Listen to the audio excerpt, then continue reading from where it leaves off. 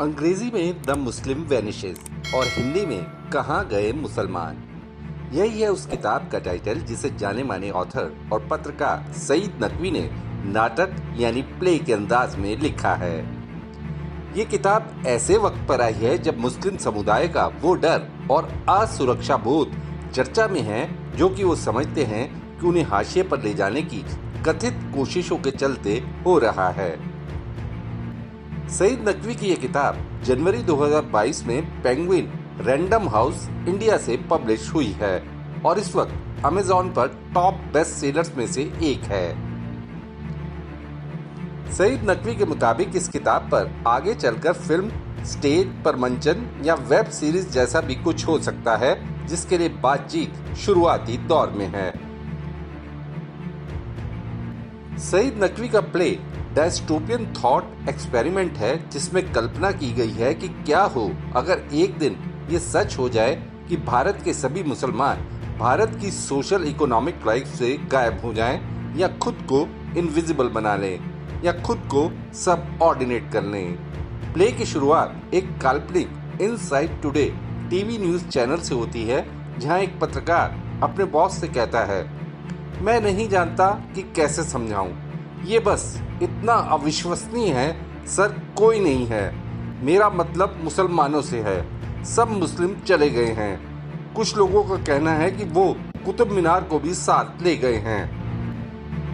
सईद नकवी ने सोच समझकर अपने इस प्ले के किरदारों को real life TV anchors, star reporters, media मालिकों पर गढ़ा है। प्ले में चुटीले संवादों की वानगी देखिए, जैसे एक किरदार प्ले में पूछता है कि क्या नए भारत में मुगलई शब्द को बर्दाश्त किया जा सकेगा? क्या भविष्य में त्रिवेणी कबाब सर्व होंगे? बॉलीवुड के उन गानों का क्या होगा जहां उर्दू शब्दों की भरमार है? और क्या दिल्ली का लोधी गार्डन्स अब कमल उपवन के नाम से जाना जाएगा? द मुस्लिम वैनिशेस में सईद नकवी की लेखनी का गजब फ्लो देखने को मिलता है। बीच बीच में किस्से, दंत कथाओं का तड़का सईद नकवी के पत्रकारिता के लंबे तजर्बे और नॉलेज का गवाह है। जैसे कि लखनऊ के अमीनाबाद में मौजूद पडाइन या पंडिताइन की मस्जिद का जिक्र। इस मस्जिद को 18वीं सदी में ब्राह्मण महिला रानी जय कुंवर पांडे ने लखनऊ के गरीब मुस्लिमों के लिए बनवाया था। या मिर्जा गालिब ने अपना सबसे लंबा कलाम पवित्र शहर बनारस पर लिखा था।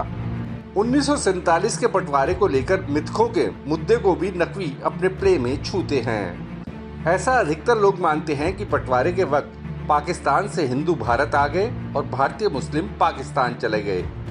ऐसा कुछ नहीं हुआ था, सिर्फ पंजाब और बंगाल का बंटवारा हुआ था। हिंदू पंजाबी अमृतसर, जालंधर, लुधियाना, दिल्ली, यूपी और अन्य कुछ हिस्सों में आ गए।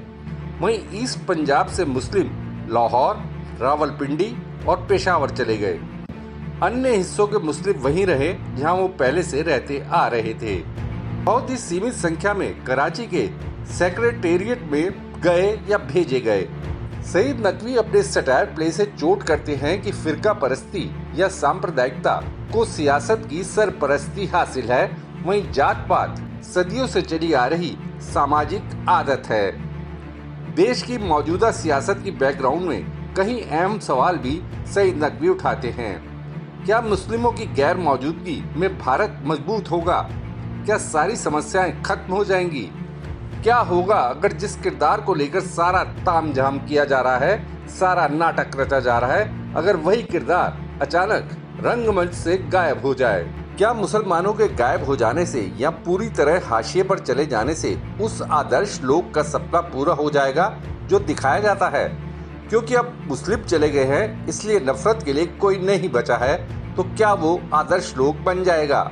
लेकिन सईद नकवी किताब से इशारा करते हैं कि फिर चीजें तेजी से दक्षिण की ओर मुड़ती हैं और सत्तारूढ़ उच्च जाति के अभिजात वर्ग को निचली जाति के बहुमत से खतरा महसूस होने लगता है, जो अब ये जान गया है कि चुनावी रास्ते से सत्ता तक पहुंचा जा सकता है। नाटक में बताया गया है कि फिर उस स्थिति का मुकाबला करने के लिए ऊंची जातियां गायब हुए मुसलमानों को वापस लाने की कोशिश में जुट जाती हैं, ताकि डेमोग्राफिक बदलाव को रोका जा सके, जिससे उनकी पारंपरिक सत्ता को नुकसान हो रहा है। मामला कोर्ट तक पहुंचता है। एक विशेष जूरी बनाई जाती है जिसमें दक्षिण एशिया की प्राचीन काल की गंगा जमनी तहजीब की पैरोकारी करने वाली कई अजीम शख्सियतों को शामिल किया जाता है। अमीर खुसरो को इसका प्रवक्ता बनाया जाता है। पिछले कई दशकों की नफरत साथ में मीडिया की भूमिका के बैकग्राउंड में खुसरो सहस्त्राब्दी के अनुभव वाली अपनी जूरी से टीवी और पत्रकारिता के माध्यम से क्रिएटिव प्रोग्रामिंग की सलाह देते हैं। ऐसी प्रोग्रामिंग जो बाजार पर केंद्रित नहीं बल्कि जो लोकतंत्र, संविधान और परंपरा की ऐसी जगह का निरीक्षण कर ऐसा देश बनाने में मदद करे जिसे कोई भी नहीं छोड़ना चाहे। दुखद सच ये है कि इस पूरी विशेष अदालत के गठन की कवायद इसलिए की जाती है कि दलितों के हाथ में सत्ता ना चली जाए। मुस्लिम हमेशा के लिए चले जाते हैं या दोबारा वापस आ जाते हैं। कोर्ट के अंदर और बाहर क्या होता है और कैसे नाटक अपने क्लाइमैक्स पर पहुंचता है, ये जानने के लिए आपको किताब पढ़नी होगी द मुस्लिम वैनिशेस, जो अब हिंदी में भी कहाँ गए मुसलमान नाम से उपलब्ध है। किताब के अन्य भारतीय भाषाओं में भी अनुवाद लाने की तैयारी है। Bureau report, Deshnama. आपको ये वीडियो कैसा लगा या अगर आपके दिमाग में कोई सवाल है तो कमेंट बॉक्स में जरूर बताइएगा। वीडियो पसंद आया तो लाइक शेयर करना ना भूलिएगा। आपने देशनामा को सब्सक्राइब और नोटिफिकेशन के लिए घंटी वाला बटन दबा ही दिया होगा। फिर मुलाकात होगी आपसे, तब तक के लिए नमस्कार।